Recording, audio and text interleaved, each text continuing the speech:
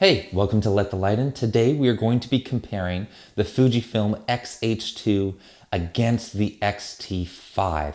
Now, as far as price points go, the X-H2 is coming in at $1,849 US dollars. The X-T5 is currently $1,699 US dollars. And if you've never been on this channel before, this is your first time checking it out, just remember as we go throughout this review that this channel is video centric. So today we're looking at how both of these cameras perform in regards to their video capturing capabilities.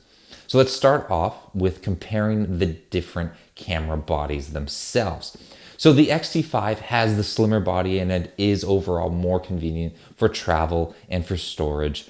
The X-H2 though, it feels better in hand.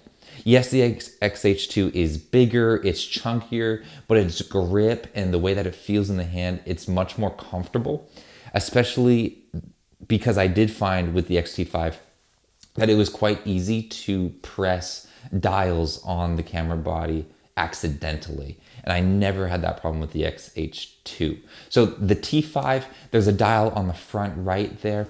And just because of the way that that hand grip is formed, there's no depression for your finger to fit into. And so therefore the dial at the top there, it's so easy to just rest your finger on there, which is uncomfortable because you've got a spiky dial poking into your finger. And then as well, it's just so easy to flick as well. Comparing that to the X-H2, there is a nice depression in the X-H2's grip on that right-handed side. And so your finger fits nicely into that, as well as the dial is still there, but the way that that grip is formed, it's much more comfortable in hand. Now, something else that I did say about the X-T5 in its solo review is that the exposure compensation dial on the top right of the camera body, because it's so on edge, I don't feel like I have bigger hands, but my palm, the top of my hand right here, would tend to adjust that exposure compensation dial. So I said I would prefer, a lock, or, just move the exposure compensation dial over so you don't have to lock it. There were comments saying, no, I wouldn't want to lock, and that's fine. That comes down to personal preference. But I'm going to say it again here. I would like a lock just because I accidentally moved it. And I don't want to be accidentally moving things that are going to mess up the end product, potentially without me realizing. Because, hey, sometimes it happens. You just switch something and you don't notice it because you don't regularly switch it, or maybe it just surpasses your attention. And so, we all make mistakes, and I wouldn't want that to happen if I'm trying to give the end result to a paying customer. All right, so I'm gonna stick to my guns there and continue to say that. Now, the X-T5 and the X-H2 is going to make quite an interesting comparison because both of these cameras are running the same APS-C sensor. But what Fujifilm has enabled each of them to do is a little bit different. So let's go into talking about video quality options. So both of these cameras carry the exact same sensor, which would, theoretically mean that there would be no difference in them. Yet Fujifilm, in catering to different corners of the market and playing to different needs, they have placed certain limits on the X-T5. So the Fuji X-T5 can shoot 6.2K resolution at 30 FPS, while the X-H2 can take that up to 8K at the same 30 FPS frame rate. When it comes to specifically 4K quality shooting, both the X-H2 and the X-T5 can handle 4K footage at 60 FPS. However, both of them are going to crop in a little bit on that footage at varying magnification rates. So the X-H2, if you are shooting at 4K footage, 60 FPS, the X-H2 is going to crop in at 1.14 times, and the X-T5 is going to crop in at 1.23 times magnification. Now, there's not a huge disparity or difference there. It's not really something you have to worry about, because also, whenever you are shooting 4K 30 FPS on both of these camera bodies, they are able to handle that without cropping at all. It's only once you bump it up to 4K 60 FPS on both camera bodies that they just put in a little bit of a crop, and the crop is minimal enough that it's really not a whole lot to worry about.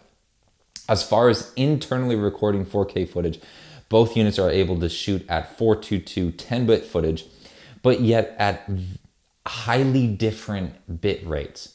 So the maximum bit rate of the X-T5 is 350 megabytes per second, whereas the minimum bit rate for the X-H2 is 729 megabits per second, and that tops out at 1,783.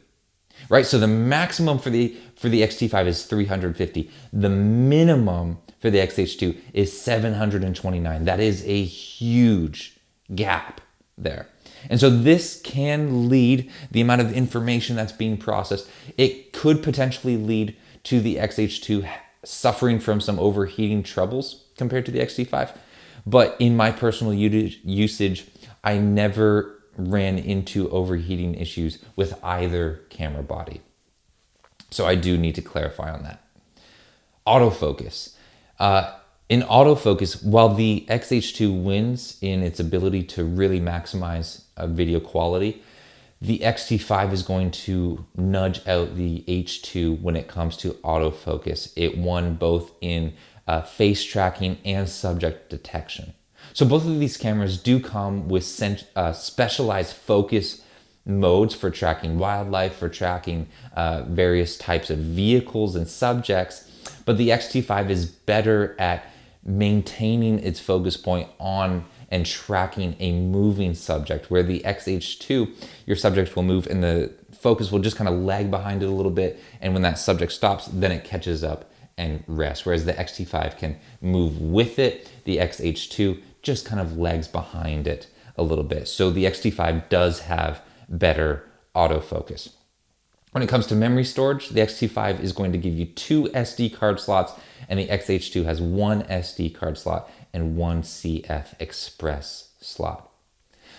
Let's talk about camera inputs real quick. The X-H2 is the more, and has been designed to be more video, or the more video oriented camera body. And so it's going to offer you a full-sized HDMI port, a dedicated microphone and a dedicated headphone jack, a USB-C port, and then on the other side of the camera body, it also has a remote input port.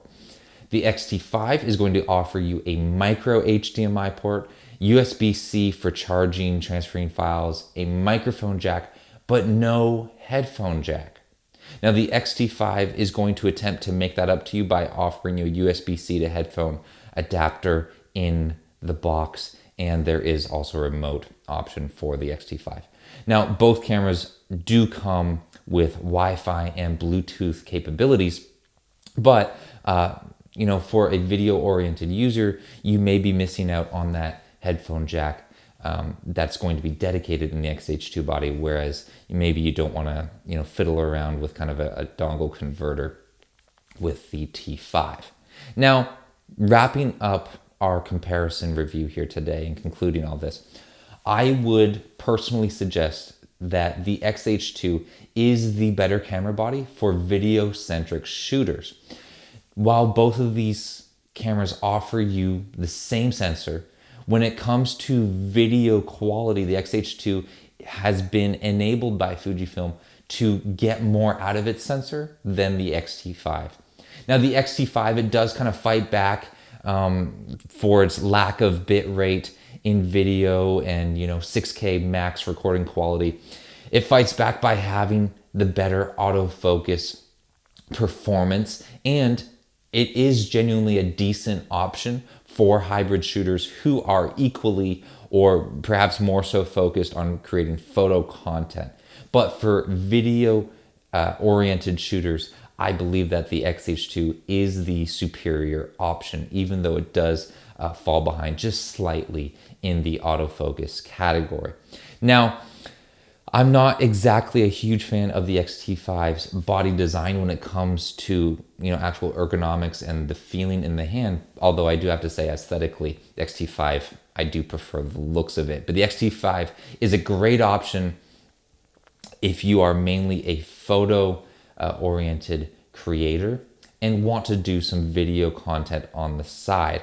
But in the end, because this is a video-centric channel, I'm going to recommend the X-H2 for video-oriented shooters. You get better bit rates, video formats, you get better slow-mo frame rates, and you also get, at the end of the day, quite a capable photo camera as well. So there you have it. That is my comparison. It's tough to do comparisons and camera reviews because there's just so much you can dive into, but I don't necessarily want to bore you with an hour-long video. There's text reviews available out there if you want to dive in for more information. I hope this was able to give you some good insight and compare the X-H2 and the T5 when it comes to video capabilities. If you'd like to purchase either of these camera bodies, the links are down below. If you don't and you want to move on with your day, all right, take care, have a wonderful day, and remember to let the light in.